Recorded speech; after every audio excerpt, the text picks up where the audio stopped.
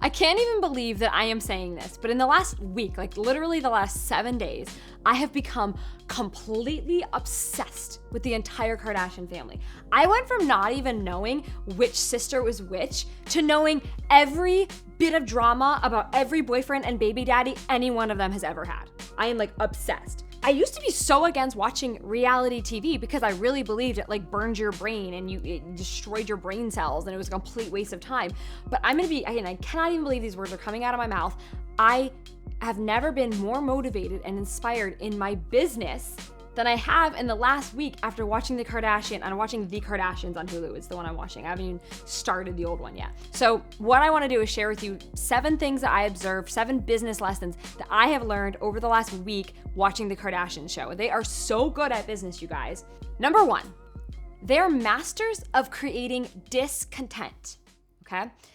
The Kardashians know how to make you feel shit about your life. We can talk about this because at the end of the day, love or hate it, the concept of creating discontent is important if you're gonna make a sale, if you're gonna grow your business. When a coach says, tap into your audience's pain points, what they're saying is like, let's create some disconnect so our prospect is motivated to pay to solve the problem that they wanna solve. And discontent, I think, in sales in general, has such a negative connotation in our culture, right? Where it's like, you're creating discontent and that's evil. We should be content. You're an evil person for creating discontent.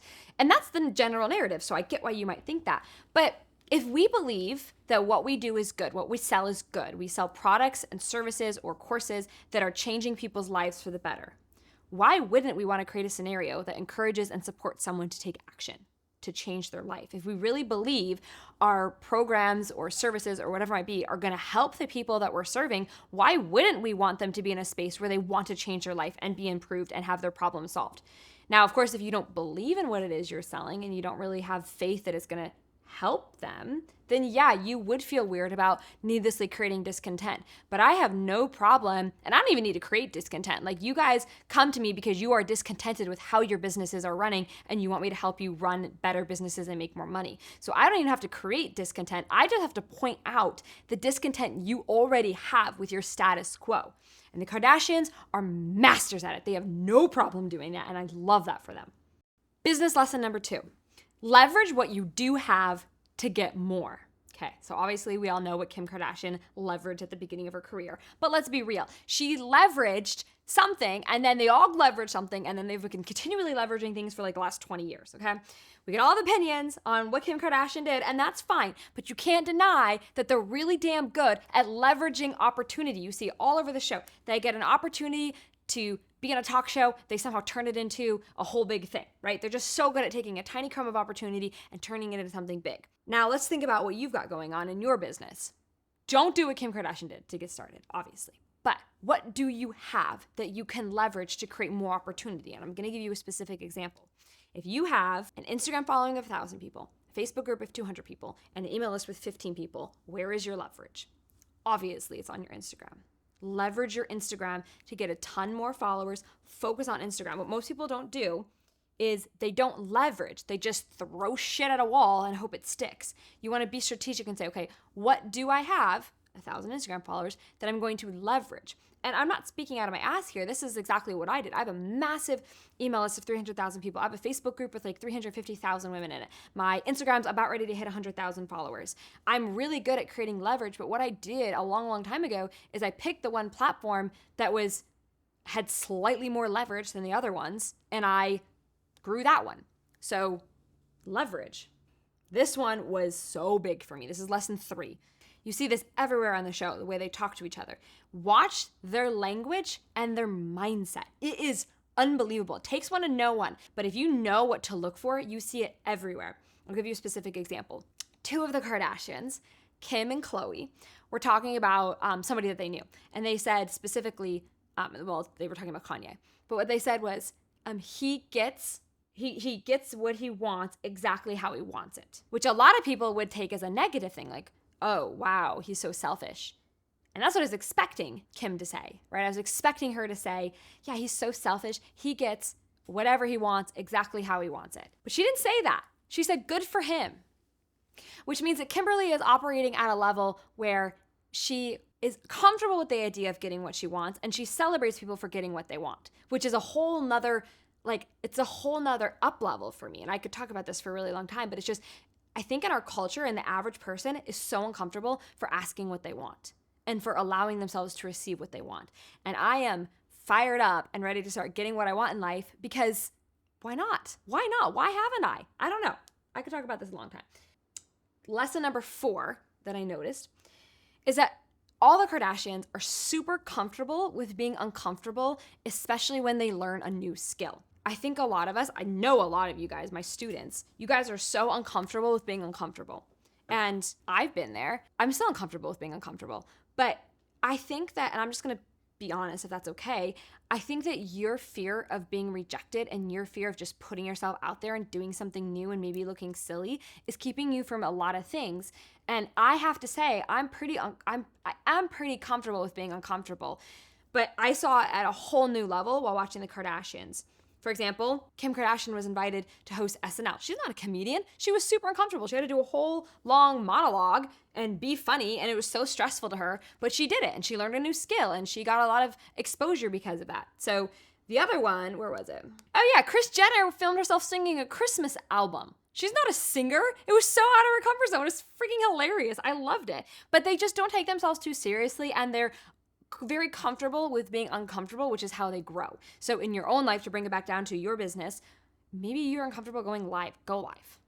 Maybe you're uncomfortable with sending an email, send an email. Maybe you're uncomfortable with scheduling your very first sales call, schedule the first sales call. Like, you have to just start making uncomfortableness your status quo. You're like, I don't even remember what the word is, but it's like your mode of operation. You're always in uncomfortable mode. And your comfort zone needs to be uncomfortable. Okay, lesson number 5 that I noticed, there's no substitute for elbow grease. The Kardashians work so hard, you guys, and they work hard even when they don't want to. I'm sitting on my butt watching TV all day long on a Sunday, literally all day. I'm watching the Kardashian show on a Sunday, and I felt so lazy. Kim was sick, and she still shot days worth of content when she was, I think, in Mexico. Most of us, let's just be real, we would have called in sick, and we would have not got the content, and it would have been a total bummer. She just was super sick, and she was still jumping in the water to get the shots that she needed to get. And we can have a whole conversation on burnout and if we should be doing that or not be doing that. But I really do believe that most of us aren't working anywhere near enough to burn out. And I think that really it comes down to, like, your personal preference. How bad do you want what you want? And you can decide. It's okay to decide to not work on weekends, but the trade-off might be a little bit less success. Business lesson number 6 that I noticed is that they don't care what people think, obviously, right? It's an obvious one. But what I found to be really interesting is, because I imagine, like, when you're at a celebrity level, you don't even read the comments. Like, you don't even, like, you're not even in it. You don't even really know what people are saying about you. I did not find that to be the case. They talk a lot about how they still struggle with the comments people make. So they're literally, like, in their comment section reading it, but they still take action anyways. And I found that to be really interesting, and I think it's really relevant because I think a lot of you guys are not putting yourself out there because you're worried about what people think. You're worried about what your old high school friends might be thinking about new content you make online, or you're worried about maybe an old boyfriend saying something, or your new mom friends judging you, and your fear of what people think is really holding you back. And I remember 10 years ago when I first started making content, it was super weird to have my uncle every so often pop on, or, like, you know, it wasn't bad per se. I was uncomfortable and I cared what people thought. And so you probably are holding yourself back from really going all in on this entrepreneur journey because you're worried about what people think, and maybe that's something to let go of this year. Lesson number 7, sell your stuff on Instagram. The Kardashians are always launching things on Instagram, and it blows my mind how often they pitch. Like, I thought I was comfortable pitching. They are at a whole new level, right? So I'm just going to pull up, let's just go to let's go to Kim Kardashian's story. Really hope I'm right, but they're probably, every time I look at her story, she's always pitching. So let's hope that she's pitching today. Drops tomorrow, new stretch satin, right there. So boom, pitch.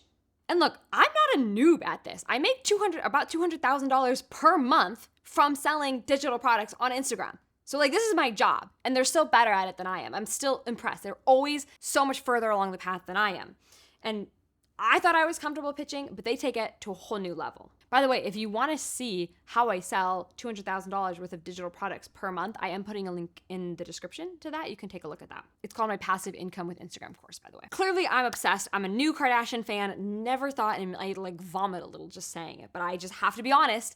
I am a brand new Kardashian fan. I am so impressed with who they are. Even though their values might not be the values of other people, the Kardashians are very clear on their values as a family and they stick to them as a family, which I also found to be very impressive. So I'm a new Kardashian fan. I loved watching it. I'm going to watch it tonight after I'm done filming. I'm in, and hopefully you enjoyed these marketing lessons that I took away from watching the show. I'll see you in the next video.